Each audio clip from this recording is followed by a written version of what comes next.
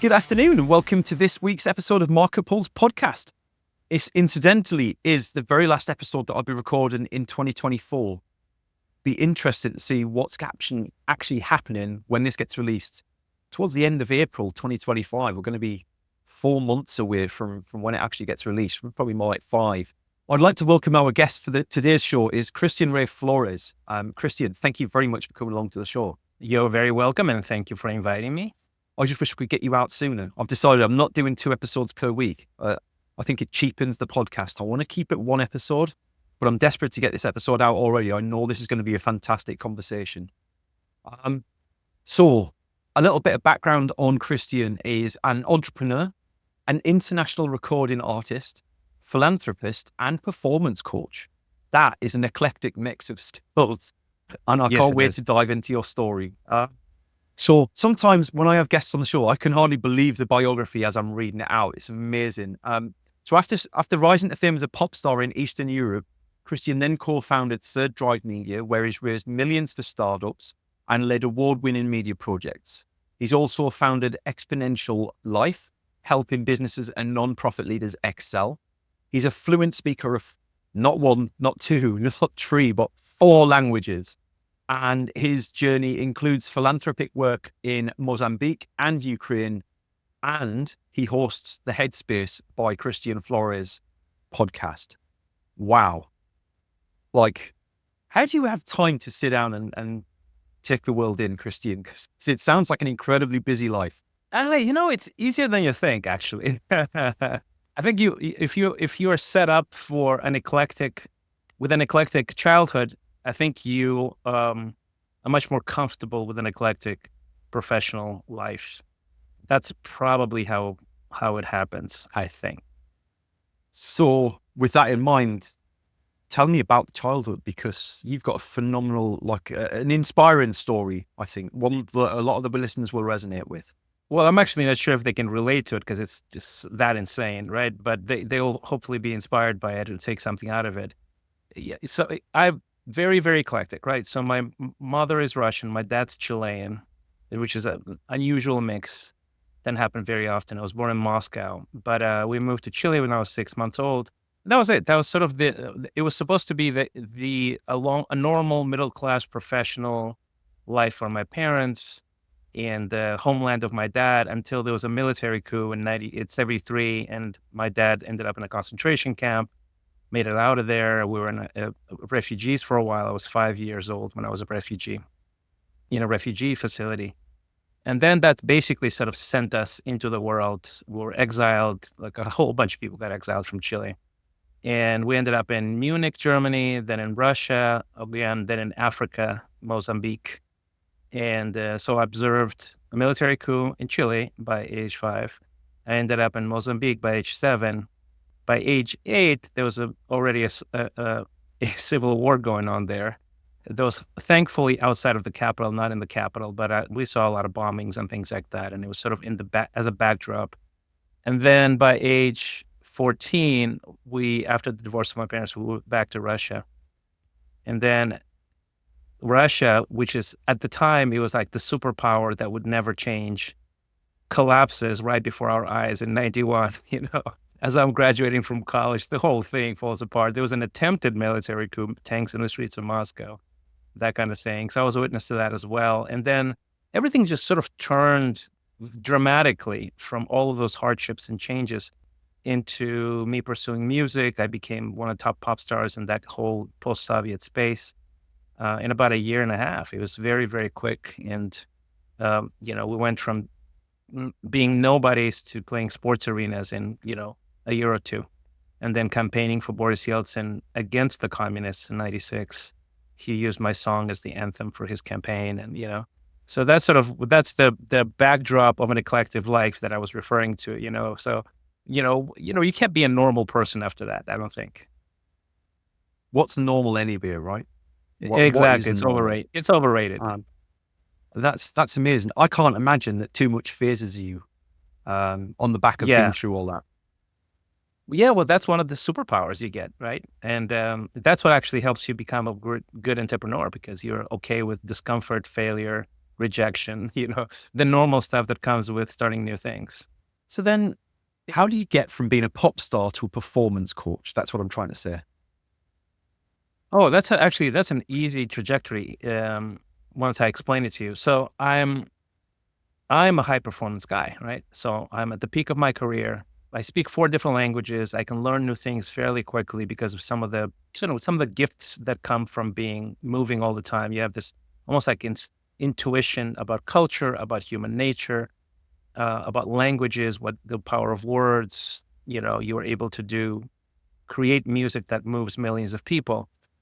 Clearly, you have gears, right? I have gears. Well, guess what? Most gifted high performance people have very, very flat sides, low performance sides to their lives, right? It just seems to be a rule.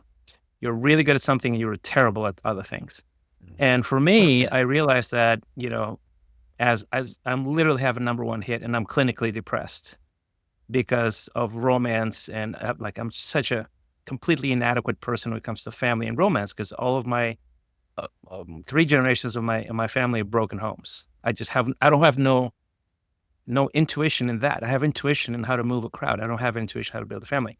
And I come across this Canadian missionary in Moscow who is a very special guy, right? And he just has this incredible family. And I said, how do I get what you got? That was like my direct, I quote exactly how I said it. And he said, hey, I'll teach you. And that was my first coach. And it just changed my life. And it woke me up to the reality of every high performer needs a coach, because we all have massive flat sides that eventually they catch up with us and prevent us from doing the very high performance that we like doing, right? That's one thing. Second is, if you get guidance, you accelerate your growth. What takes you 10 years will take you 1 year, basically, that sort of stuff. And that just woke me up to that reality, because it just transformed my life. And it went beyond that. So in romance and family, I literally couldn't hold a relationship. I just sabotaged every single one of them, right? I was completely, I was like really terrible, really terrible. And then after the coaching from this guy, I was able to, understand, this is how you choose a mate in the first place so that you don't regret it later. This is how you court somebody. This is how you marry somebody. This is how you stay married. And so I now have been married for 25 years. I have 3 beautiful children. We're a super happy family. So the thing that was literally my weakest part of my life is now my strongest. I've done seminars about marriage and parenting, right? So it's just so extraordinary that you can do that as in the span of just a few years. So I never stopped. That really, really opened my eyes. And I started coaching other people. First, it was just sort of, hey, somebody did this for me, I can do this for you, right? That kind of thing. And I ended up coaching Olympic athletes and fashion designers and artists and people like that, right? And for a while, it was in Russia. So for a while, I was like, well, I'm sort of a celebrity here, so that's probably why people come to me. And then moved to the States. Oh, it turns out actually in the States, the same thing happens, right? So eventually I put 2 and 2 together, and I never stopped learning. And I created my own frameworks, my own methodologies, and sort of ways to teach and coach somebody. And that's the trajectory for performance coaching. I think that's a beautiful gift, to be able to take a gift like that that's being passed on to you, and then to have the confidence to then relay that information and tell that to someone else and have that same profound effect on their life. I can imagine that's extremely rewarding for you. It's extraordinarily rewarding. It really, really is. Yeah. It took me a while to understand what you said, that it's a gift that should be nurtured, systematized, implemented. Because at first I was just so grateful. I was just doing it really more organically out of the overflow of my heart. But it took me a while to say, I actually have that. I mean, there's a reason why people keep coming to me. So I think I have almost like this. It is a gift. It's not just talent or skill. It's a gift. There's a secret sauce of some sort. And I need to own it, and I need to now steward it for the benefit of others. So that took longer, basically. That confidence in, okay, I think this is a thing. That's amazing. I mean, we touched on before the show started, before we hit the record button, the value of being able to tell stories, and even just the simple version of the story that you've given us there. And I'm sure there are some, individual stories and learnings amongst that would blow people away even more than just the original story. How important is storytelling to you as an individual? Well, I realized early on, I think, first through being part of a community of exiles. We had this very strange, like, okay, you're in Mozambique, and you have a community of 150 families that are Chileans that were exiled. Most of them were imprisoned or tortured. That's why they're exiled. And most of them were highly educated. So they were brought into this new country that just got its independence from Portugal to help build an economy. So it's a very, very niche group of people, right? And because it's very niche and it's immigrants, they all band together a lot. So we had these sort of every Sunday would meet at the beach with food and music and playing soccer and that kind of thing, right? And they would meet at homes and just sort of hang out, and then they would do parties, and the kids were friends. So I think that was sort of honestly the genesis of it, because you almost imagine a biblical narrative of Israel and Babylon, right? Jerusalem is destroyed, they're enslaved, they're in this foreign land. It was sort of like that. Like when I read that account, I'm like, I know exactly how it feels, actually. Yeah. And so when you're thrown out of your natural environment, it's almost like you consolidate the exiles together, and all they have is stories, right? And the stories about their lives, stories about the country of origin, the country they're in, stories about injustice or justice, or stories about, tyranny. So these high concepts all of a sudden get concentrated in storytelling in a very, very tight community. I think that's where it comes from, personally. But then eventually, obviously, I studied storytelling, and I, you study the mythology of different nations. The classic book, The Hero of 1,000 Faces, or 100 Faces, I don't remember. But it's basically this idea of the hero's journey, right? Which is now taught in universities. Every film you make, every marketing person knows the hero's journey. What are the main elements of the hero's journey? And the reason for that is because it's a universal language of how we make meaning of the world around us. We don't make meaning in just sort of separate, isolated concepts. We make meaning in storytelling narratives. It sticks that way, right? So I think it's very primal in us all, and that's why we love films and theater plays and operas and ballets and books, things like that. And yet, it's interesting that so many business owners struggle to come up with a convincing storyline and to be able to tell their own story for their business in order to find the right customers or investment, and that's something that you've played heavily into, right? Yeah, absolutely. It's an art, but anybody can learn it. That's sort of the beautiful thing about it. So we've helped a bunch of tech startup founders to sort of position their brand not only for the customer, but also no less importantly for the investor. It's just a different story. You have to understand what is the story you're telling to the investor, right? And once you put that hat on of the hero's journey, once you understand sort of these pillar concepts, it becomes incredibly powerful. But if you don't know, all you're doing is throwing facts or stats at the person, and things that you think will convince them, and they don't. And so a lot of, especially tech founders, they're really not storytellers by neither by talent or by training. They're coders, they're engineers. So they know how to build things, but they don't know how to tell the story of the things they built.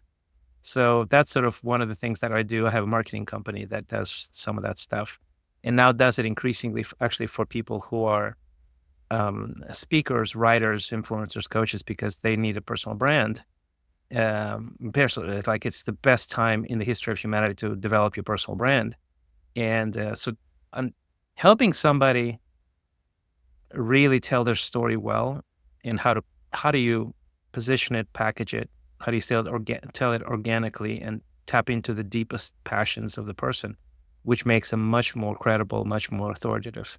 It's a beautiful thing as well, right? So, and it's hard to do it yourself. Like even for me, right? This is what I do for others. It's hard work to do because you are objectively subjective about your thing. So you have to really, really focus about your own brand. And I do it continuously. Like it does not stop. The rebranding of me never stops because it's a little slower and harder to tell the story objectively, right, from the outside in. It's an evolving story, right? It really is, yeah. Mm-hmm. Yeah, it's interesting. Literally, the last episode that we recorded was a second visit to the show by Adrian Fuller, who started his career in Hollywood, learning from some of the greatest producers the world's ever seen. And, you know, he tells that the very first episode he did, he dived into the hero's journey. And it's the first time I'm not marketing classically trained, right? Like I've not been to university and studied marketing or sales. Yeah. Part of the reason why I wanted to build the podcast in the first place, because I like to absorb from other people and understand things. Mm-hmm. And he talked me through the concept of hero's journey. And I just thought, you know what, none of that's complicated. It's so simple. Once you get the blueprint, you know what to do. Yeah, it's a beautiful thing. It is. Yeah. And it's like you said, I think it's innate. So we're consciously seeking it out. We just don't know that we're doing it. Like it's like you hear a story, and if you haven't got the bad guy there, the evil in the world, or the injustice that's been done to the hero, you can't say that that's why the story isn't resonating, but you just don't feel the highs and the lows that you should do if the story's being told properly. And then I get a group of people who are like, well, look, I don't want to tell a story for my business because my business is, you know, conversation analytics or it's AI and it's this, that, and the other. I'm like, yeah, but people don't care about your product, especially investors. They really don't care about your product so much. They want to know about you and the journey you've been on and the founding team and how did you get where you are? Why should they believe in what you can do? And I think that's the real power behind a story is being able to convey your values through your journey. Yeah, absolutely. And I think even a higher level of storytelling when you're marketing a business is you make the client, the customer, your hero. And then through your marketing efforts, you tell their story to them. And that is sort of the higher level of the art form, I think, in marketing and strategy. So then you've got a really global perspective on so many things. And I could sit here quite happily and pick your brains for hours on some of the things that you've been through. How do you feel that storytelling changes across the world? Or does it? Like, is a story no matter where you go culturally? I think a story is a story everywhere you go. And that's sort of the concept of the hero's journey was actually developed by this guy, Joseph Campbell. And he wrote, that's the whole idea, is that he wrote The Hero with 1,000 Faces as basically a treatise on comparative mythology. Like all of these global sort of cultures in what they have in common, basically, right? So there's always a protagonist and an antagonist, and, you know, the sort of the journey, you know, the hero needs to change, but doesn't want to change. There's an inciting incident. Then there's the messy middle. Then there's sort of an evolution of that person changing. And then he comes back and gifts what he has learned to his community or her community. That's sort of, I mean, there's much more complex breakdowns of the hero's journey, but that's basically the gist of it. But if you think about it, everything is story, right? You can actually, I was a guest on an episode yesterday where the gentleman was focused on global affairs, right? And he said, you spent a lot of time with Russia, and he's an American guy, a Marine, and he just very curious. And he said, tell me about why is the Cold War, sort of this whole Russia thing, the evolution of Cold War now, why is it happening? And I was telling him, I said, look, it's a story. It's all about the story. the story of the Russian people is different from the story of the liberal democracies, of classic liberalism of the West, period.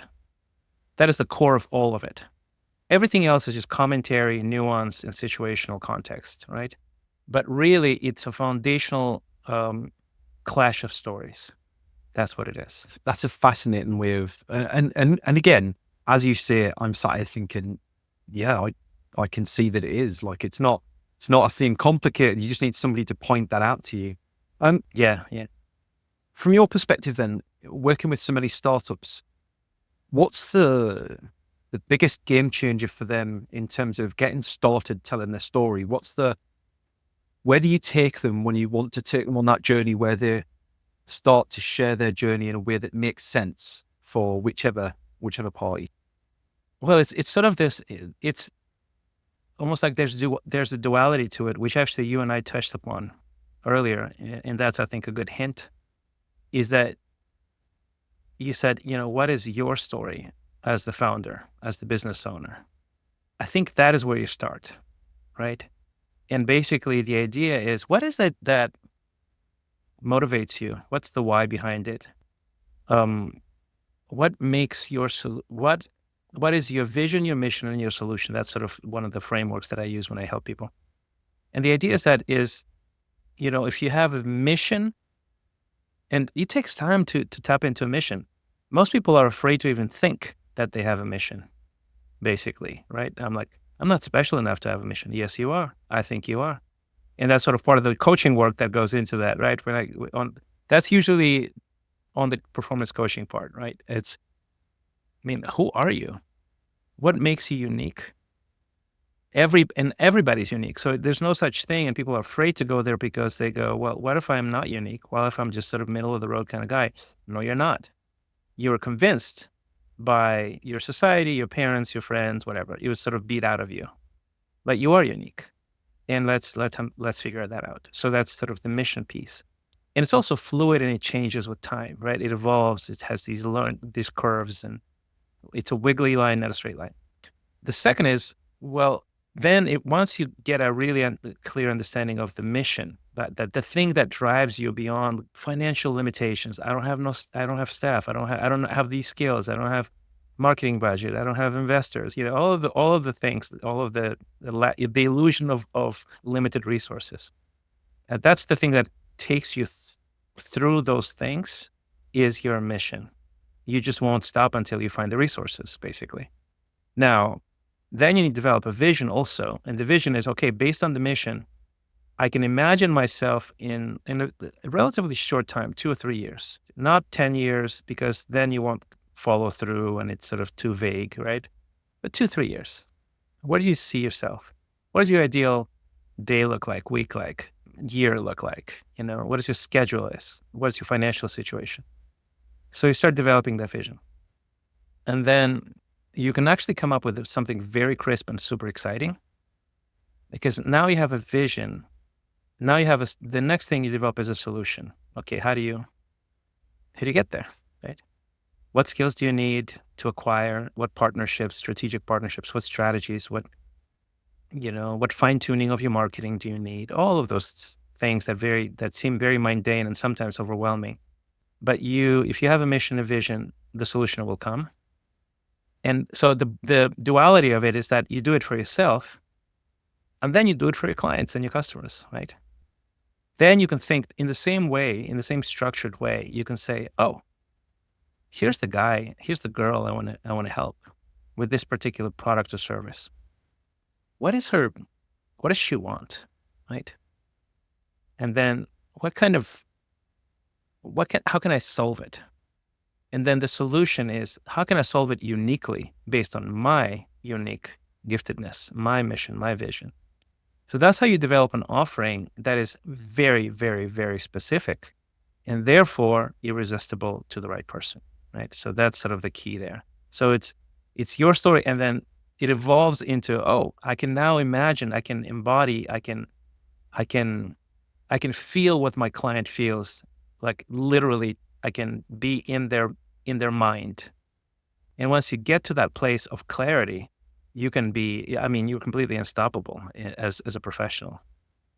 And yet I still speak to businesses who aren't even clear on who their target persona is, let alone Precisely. what's inside their head, because they don't want to Yes. do those hard yards. It's hard, right? Like Yeah. you make it sound very simple there, but I know that's a lot of digging, a lot of soul searching, a lot of, It's very hard. Yeah. yeah, And that's it's not, why you need a mission, because the mission that fire in you will drive you through the hard.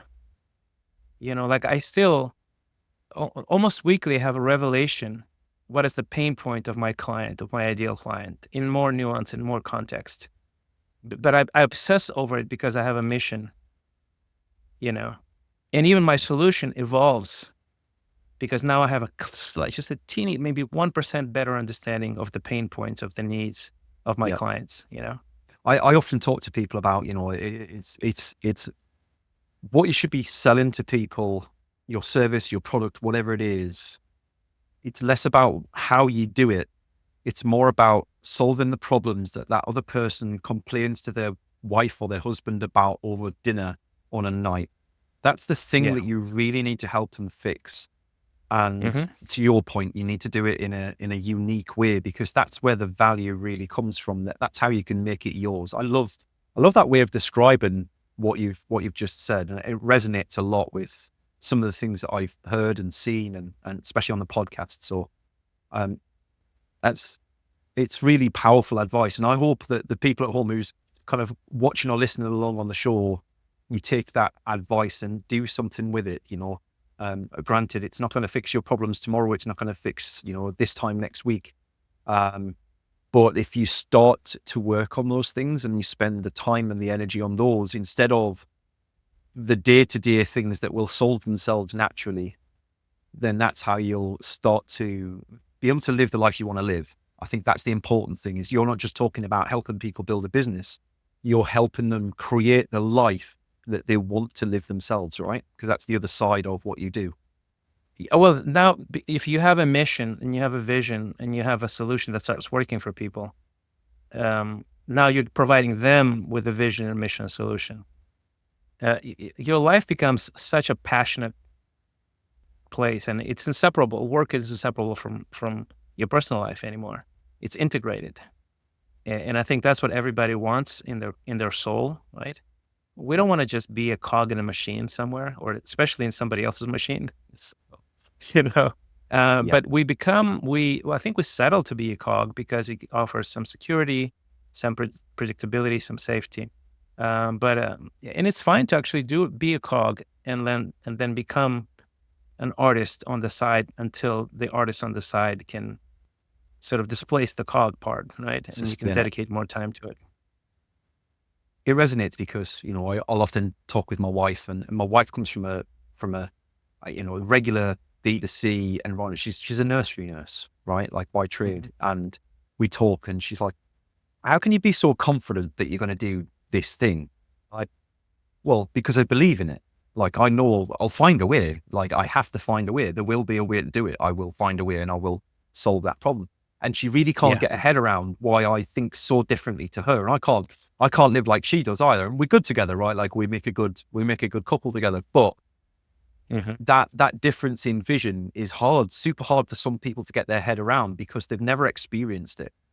And I resonate completely with what you've said, because I know there are things I just can't explain. I just make them happen. I'm not going to say I'm not somebody who's into affirmations or anything like that. I'm not going to say I make things materialize, but because I believe so passionately in what I'm doing, I will find the doors that open to make things work.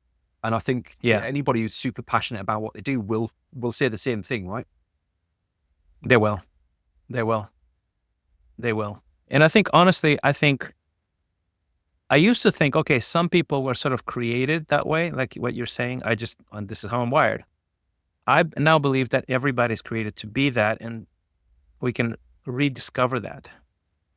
So let's say your wife, she's a nurse, and perhaps she does value stability, sort of predictability, routine, and that's not a bad thing.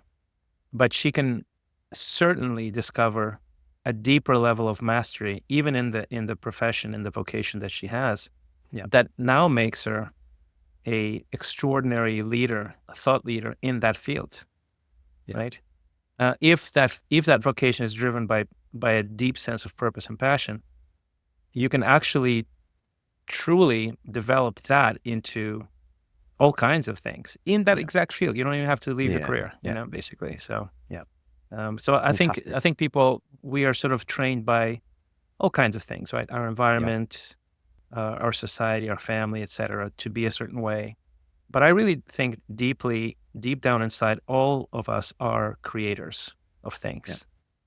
And to the extent that we have the courage to explore it, be coached in it, develop it, nurture it, every single person, I think, can do that.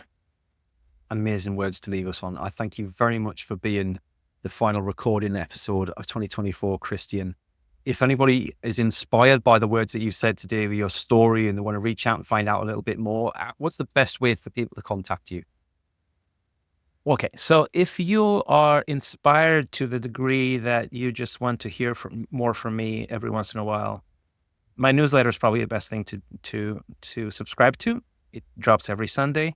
You go to christianrayflores.com and you just leave your email address, and that's it. You'll get a lot of this, a lot of goodness every Sunday. If you are like sitting there going, "Oh, this guy just changed my life. I need to be coached by him," you can go to my coaching page, and it's exponential.life, and exponential is spelled without an E, starts with an X, exponential.life. And you can just see the offerings we have, the opportunities we have.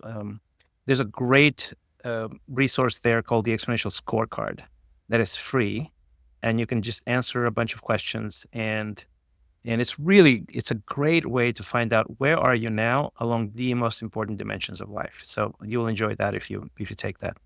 I love that. I might just take you up on that myself. Thank you very much, Christian. Have a fantastic holiday. I hope you get to spend some time with your family and get some downtime that's much needed, no doubt. And thank you very much if you're watching along in the show. Thank you very much for subscribing, for following along. And let me know how you found this week's episode. Drop me an email, drop me a message on LinkedIn. I'll always love to hear from the followers of the show. Thank you. Take care. Bye-bye. Thanks for joining us for today's show. I hope you enjoyed it. If you'd like to feature on a future show, or you've got some ideas for folks who would make a great guest, please drop us a line. Contact details are in the show notes, and I'd love to hear from you. Your host today was me, Paul Banks, founder at Javelin Content Management. Here at Javelin, we specialise in helping busy business owners just like you to repurpose video content, taking all the stress and tech problems away and turning your long-form video into literally hundreds of pieces of content without breaking the bank. We describe it as getting ideas out of your head into video and out to your socials. If you want to launch your personal brand, become the vendor of choice for your audience, or maximise your sales revenue impact, we'd love to hear from you. Join us next Wednesday for the next episode, and don't forget to subscribe and give us a review. Our podcast is only possible with your continued support.